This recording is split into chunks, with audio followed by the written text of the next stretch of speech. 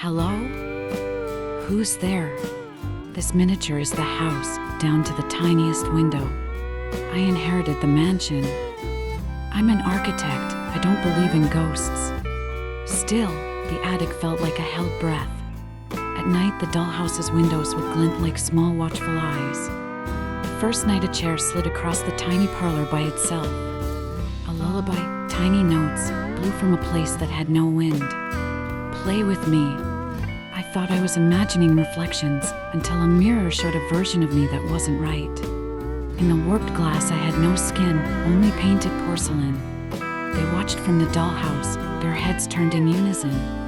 The town records read like a child's cruel rhyme. Elias killed his family in 1803. Every night the dolls would act the same scene over and over. A mother pushed into a fireplace, a father at the foot of the stairs. The lead doll, the master, raised its hand with a dignity that chilled me. I tried to burn the inventory list. I tried to lock the attic. Nothing stopped the little procession. In the glass, Elias's eyes were not dead. They were waiting.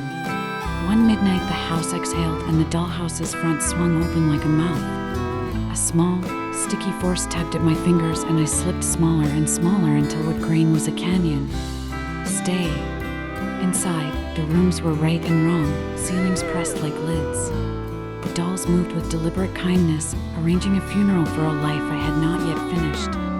They reenacted the murder again, and this time my movements matched theirs, puppet by 1,000 tiny fingers. I found the master doll at the heart of the parlor, eyes like spilled ink.